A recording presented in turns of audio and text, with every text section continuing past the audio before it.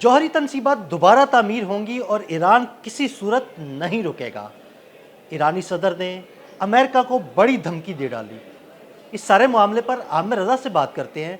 आमिर भाई, ईरान की जानिब से एक बड़ी धमकी दी गई है अमेरिका को कि आगे क्या होगा, कैसे तामीरात होंगी, इस सारे मामले पर हमारे नाज़रीन को ज़रा अपडेट कीजिएगा। और देखिए, पहली बात तो यह है कि ईरान के सदर मसूद पज़ेश्कियान ने जो है दौरा किया है। उन्होंने जो ईरानी एटमी तनसीबात की जो उन्होंने तंजीम बना रखी है, वहाँ के हेड ऑफिस का दौरा किया और उस दौरान उन्होंने जो बयान दिया उनका ये था कि हमें कोई ताकत जो है ज़ोर ज़बरदस्ती के साथ अपनी पुरअमन एटमी तनसीबात को दोबारा तमीर और वहाँ दोबारा से जो एटमी रिएक्टर हैं उनको बनाने और चलाने से रोक नहीं सकते हैं। ये बड़ा अहम बयान था।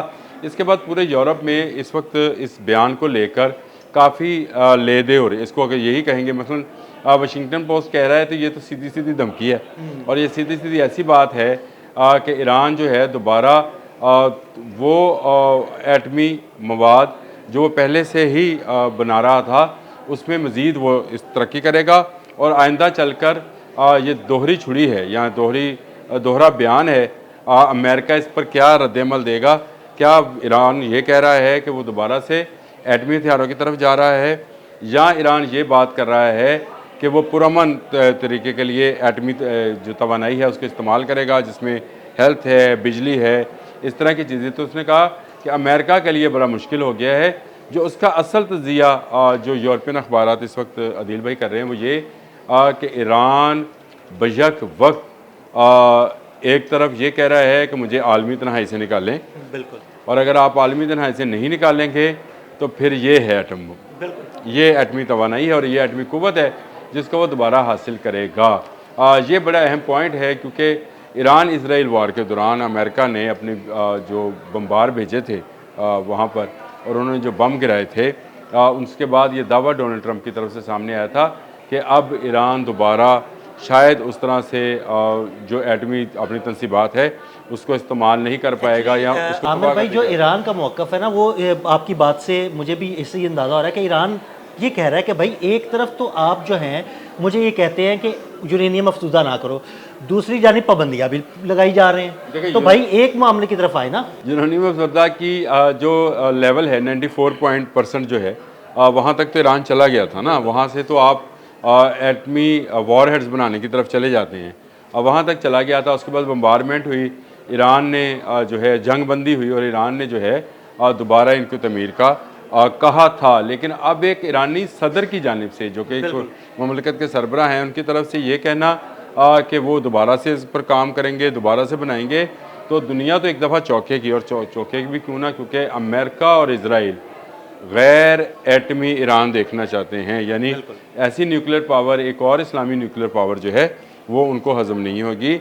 लेकिन मसूद पज़ेश्कियान ने जो है एक ऐसी बात कह दी है जिसके बाद से अब वेला मचा हुआ है। अब अमेरिका की तरफ से ये बयान सामने आया है कि जो इंटरनेशनल एटॉमिक एजेंसी है उसके साथ ईरान तावन नहीं कर रहा है और उसको मुकम्मल रसाई अभी भी नहीं दी जा रही है ताकि एटमी तनसीबात जहाँ जहाँ पर हैं ईरान की हैं उनको देखा जाए कि क्या वहाँ यूरेनियम की अफसरदगी जो है वो उस लेवल पर तो नहीं हो रही जिससे आगे चलकर वो एटमी हथियार बना सकता है। तो इसकी इजाज़त ईरान ने आज के दिन तक नहीं दी है। बिल्कुल, अमेरिका ने जो हमला किया था उसमें ईरान का कितना बड़ा नुकसान हुआ था। देखें, किसी भी ऐसी तनसीबात के अगर आप एग्जास्ट को निशाना बनाएं, उसके गेट को निशाना बनाएं, तो ये तनसीबात को ही निशाना बनाना होता है।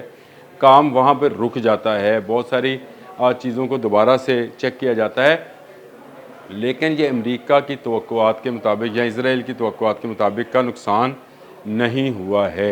ये ईरानियों ने साबित किया और ईरानियों ने ये बता दिया कि वो पहले से ज़्यादा महफूज और पहले से ज़्यादा गहरे जो हैं एटमी रिएक्टर्स के चैनल्स जो हैं वो बनाने जा रहे हैं। और इसका ऐलान भी उन्होंने कर दिया है कि अब उनको ये आपके वो बम्बार जो आप समझते हैं कि वो ज़मीन की गहराई में जाकर फटते हैं तो कुछ तहस नहस कर देते हैं, अगर वो पहले भी नुकसान नहीं पहुँचा सके हैं तो अब अगर ये मज़ीद ईरान ये ऐलान कर रहा है तो इसका मतलब ये है कि ईरान अब पूरी तरह से अमेरिका और इसराइल के सामने आ खड़ा हुआ है। हमने पिछले दिनों एक व्लॉग किया था जो मुझे याद है, आप ही ने वो ख़बर दी थी और वो ख़बर ये थी कि ईरान की फ़िज़ाओं में रूसी जहाज़ जो जी है बिल्कुल, देखे गए हैं। जी बिल्कुल। और ये रूसी जदीद जहाज़ जो हैं ये उसकी फ़िज़ाओं में उड़ रहे हैं, क्योंकि ईरान खुद दोबारा से मुनज़्ज़म हो रहा है। ईरान को एहसास हो गया कि एक अच्छी फ़िज़ाइया के बग़ैर आप मौजूदा जंगें नहीं जीत सकते, ख़ासकर एक ऐसे मुल्क के ख़िलाफ़ जो जिसकी सरहदें आपके साथ नहीं लगती है।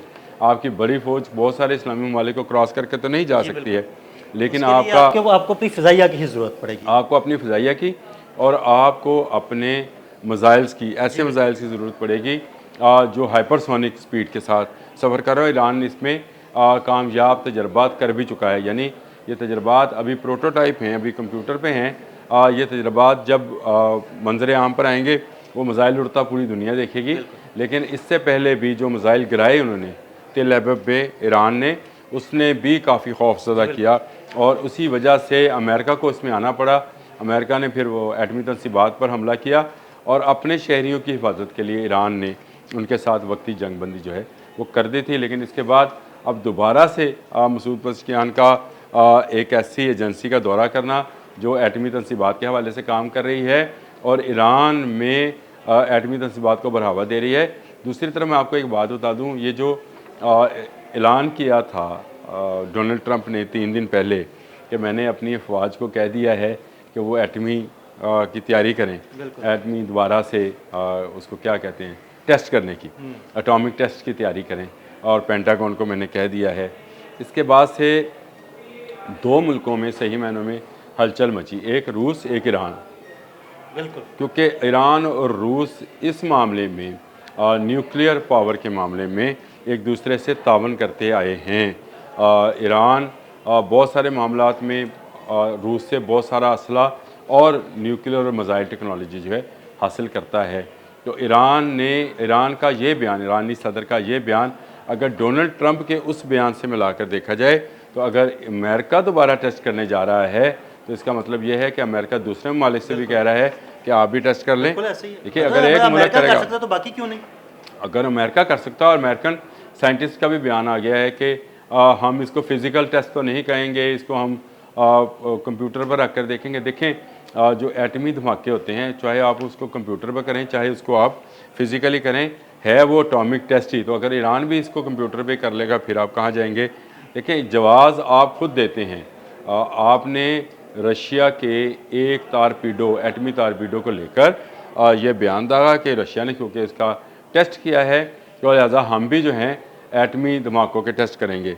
आपने ये बयान दिया, उसके बाद देख लें सिर्फ ठीक 48 घंटे के बाद ईरान से बयान आ गया। ये एक्चुअली मैं ये समझता हूँ ये बयान ईरान अकेले ने नहीं दिया है, इसके पीछे 2 सुपर पावर्स हैं, चाइना और रूस। बिल्कुल। चाइना भी इसलिए कि चाइना को भी पता है कि इस खत्ते में अमन जो है उसी सूरत में रह सकता है जब इज़राइल और अमेरिका को ये पता हो कि यहाँ का कोई मुल्क जो है वो एटमी पावर है। बिल्कुल ये एक ऐसा खत्ता है जिसमें पहले से ही 4 एटमी कुव्वतें मौजूद हैं और इसी खत्ते में अगर एक 5वीं कुव्वत भी बनती है तो वो ख़तरा होती है किसके लिए?